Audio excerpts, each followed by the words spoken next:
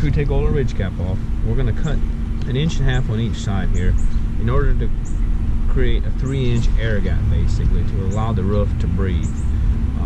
So that's the roof prep required on the ridge. Now some houses already have the air gap, this one does not. So this one we're going to have to actually cut open, and we'll take a circular saw and set the depth at about 3/4 inch, just so we get through our shingles and through our OSB and our roof sheeting, and get rid of all that.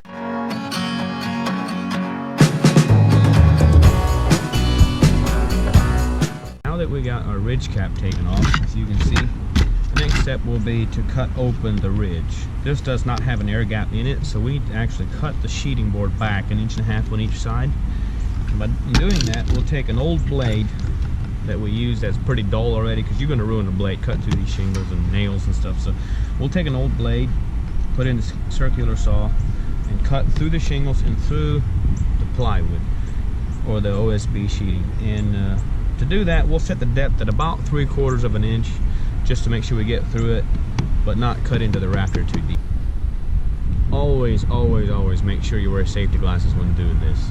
The stones and the chips will fly, and it's pretty dangerous actually. So yeah, always wear safety glasses, probably earplugs, all the good stuff, you know. Safety first.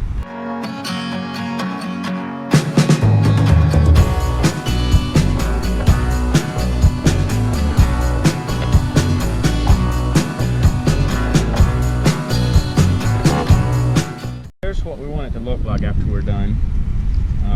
Just basically we just need an opening in the ridge to allow the hot air to escape through the ridge vent, which I will explain later.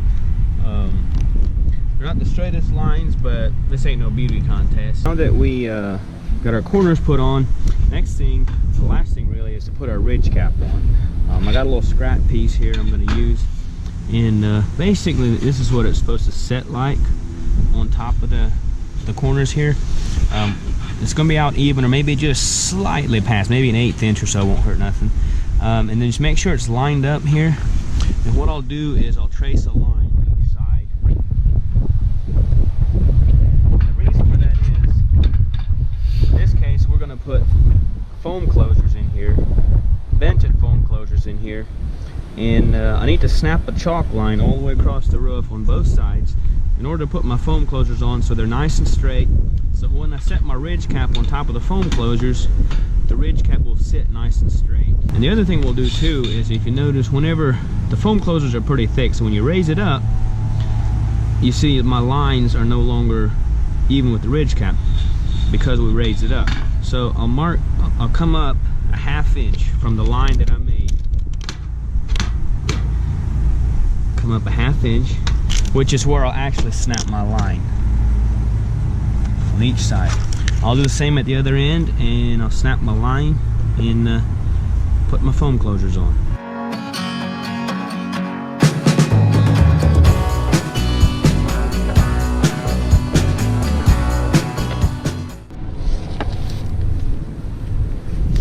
Alright, getting ready. I got my line snapped here. I'm getting ready to put my foam closures on. I figured this would be a good time to explain the vented closure. So the company I deal with has these types of vented closures. Basically, they set on the metal like this, and these are like a Brillo pad almost. They allow the roof to breathe without allowing insects, snow, and things like that in. So and there's 2 different ends on these. Basically, this end has a little notch in it. So you want that end forward because your next piece will set on top of it like that. So you peel the sticky backing off of it. These I just tuck them down in or hide them somewhere because they'll blow all over the yard. And then we'll put these right at the line. These are very sticky. It's hard to move them once they're stuck. Then in the corner here, we'll just trim off our excess.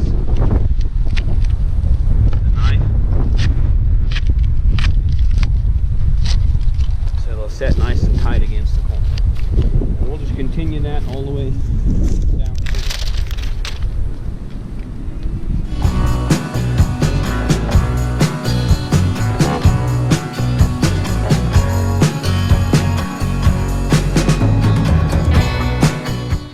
we got our foam closures down, next step is to install a ridge cap.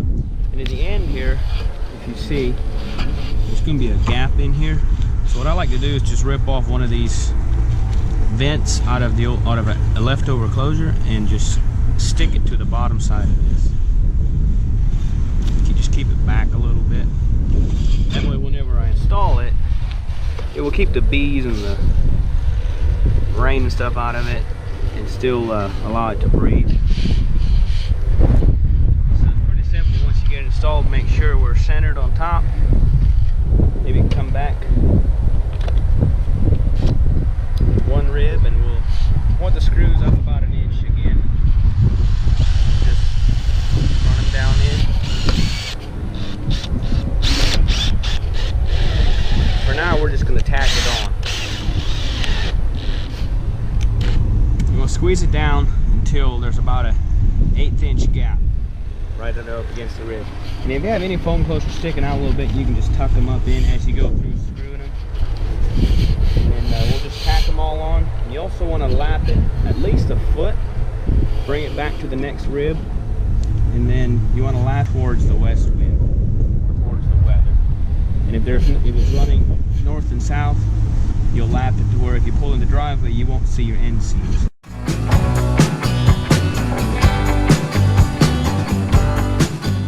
So once you have your ridge cap tacked on, basically the ends are screwed, we'll go to the middle of the ridge cap and I'll push down on my foot and kind of hold it down and put a screw in the middle. Tighten it down to we have about 1/8 of an inch gap. Then we'll come halfway between the middle and we'll put another screw in. Make sure the foam's tucked up underneath there. Again, we'll tighten it down. And the reason for that is if you start on one end and work your way down, it'll gradually pull your ridge cap down and it'll put wrinkles in it.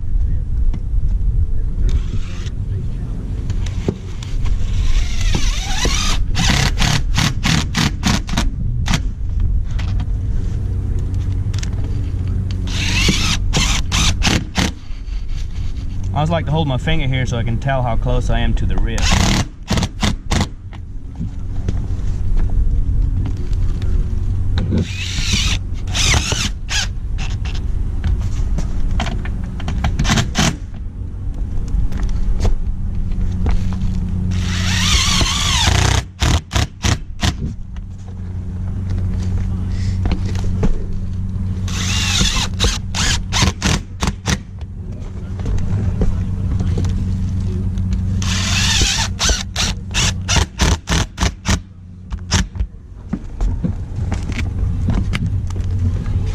Always make sure the drill is at a 90-degree angle with the roof. You don't want it straight up and down or it'll pull on your ridge cap and wrinkle it as well. So always have it at a 90-degree angle.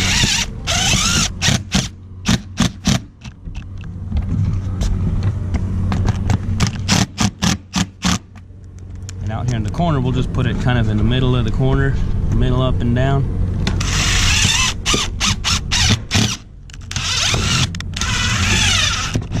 Just so it lays flat on the corner. Once I'm done, I usually like to go back and just look at them, just make sure that some aren't pulled down tighter than others.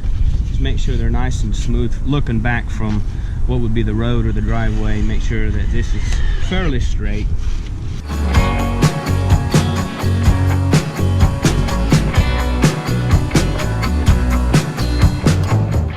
Another thing I wanted to point out is when putting these foam closures in, they stick really well, but the glue that holds them is temporary, and over time it will dry out.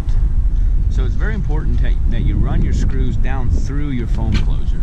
You don't want your foam closures up here and then your screws all the way at the bottom. I know a guy that had a barn and he did that, and they blew out, and then every winter when it would snow, he'd have a foot of snow down through the middle where snow would blow in underneath there. So very important to have your screws go through your foam closure.